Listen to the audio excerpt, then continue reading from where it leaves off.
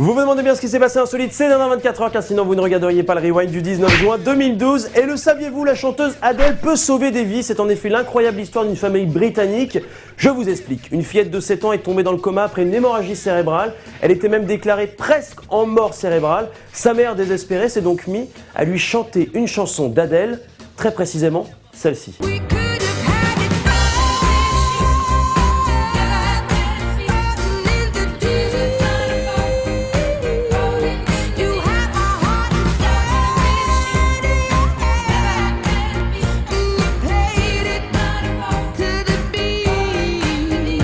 Le miracle fut, la jeune fille a souri et s'est même réveillée. Sa mère, elle aussi, parle de miracle. Ils avaient l'habitude, la fille et la mère, de chanter cette chanson ensemble.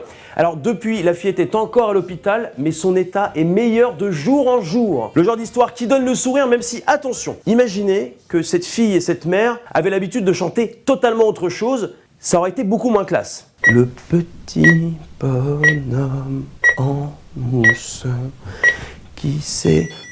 Oh mon Dieu, elle se réveille, oui, c'est un miracle. Le petit bonhomme en mousse, elle se réveille, c'est génial. Oui, là tout de suite, c'est moins classe. Et enchaînons, petit bonhomme en mousse, si vous aimez la mousse, les bains avec de la mousse ou encore les soirées mousse au Macumba Night de Moret-Veneux-les-Sablons, eh bien j'ai ce qu'il vous faut.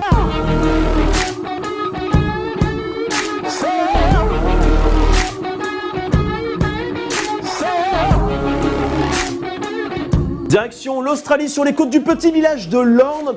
Et oui, un phénomène naturel qui amuse beaucoup les gens. Il n'y a que de la mousse. Alors, c'est dû au marais, ça serait très compliqué à vous expliquer, mais en gros, tu te baignes dans de la mousse qui quand même a l'air un petit peu dégueulasse. Bon, c'est rigolo, c'est clair, ça fait rire les enfants et ça, on aime bien ça, au rewind, faire rire les enfants. Par contre, à titre personnel, me baigner dans un boucaquet géant, ce n'est pas mon délire. Télévision maintenant, 20 minutes, Pure Média et RTL viennent tout juste de publier le classement par les internautes des meilleures chaînes de télé, des meilleurs animateurs et animatrices, des meilleurs concepts.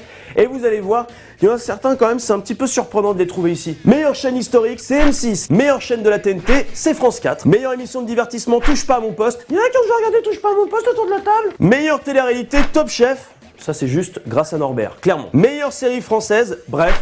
Oh, dis donc, c'est bizarre. J'aurais dit Plus belle la vie, moi. Meilleur animateur, Cyril Hanouna. Il y en a qui aiment bien Cyril Hanouna autour de la table. Meilleure animatrice, alors là, la sublime, la magnifique, personnellement, la femme de ma vie, Alexandra, je veux te pécho, clairement, Alexandra Sublet, qui est sublime. Et voilà l'avis des internautes qui ont voté. Peut-être que vous êtes d'accord avec ce classement, pas du tout d'accord, peut-être que vous en avez rien à carrer.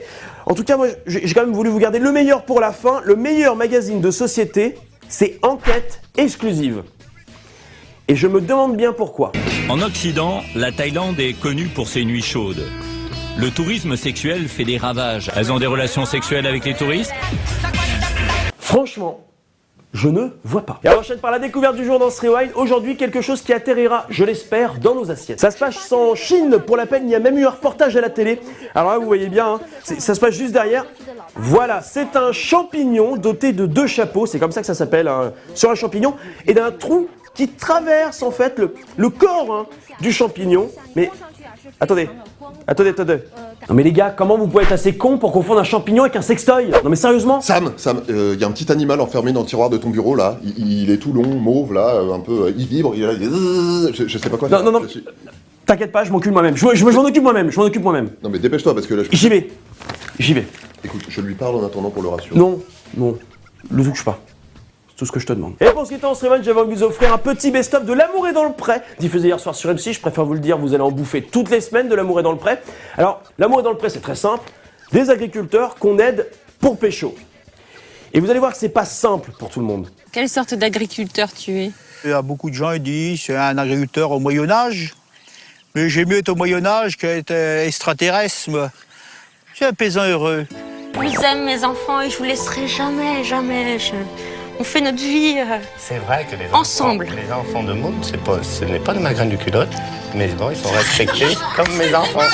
Ça n'est pas de la graine de ma culotte. T'as déjà essayé les agences matrimoniales? Oui, ils t'envoient des personnes que ça va pas du tout. Comme quoi? Des personnes qui pensaient toute la journée au lit, pour faire du crac-crac, toute la journée. Et t'aimes pas ça? Si, j'aime bien, moi. Mais bon, faut pas penser qu'à ça. Il y a le boulot, quand même. Oui, l'amour est dans le pré, c'est aussi de la poésie. Le Rayman, c'est déjà terminé pour aujourd'hui. N'oubliez pas d'aller liker la page Facebook. Et avant de se quitter, Michel veut nous offrir aujourd'hui un petit instant de poésie et ça fait du bien en vidéo de la fin.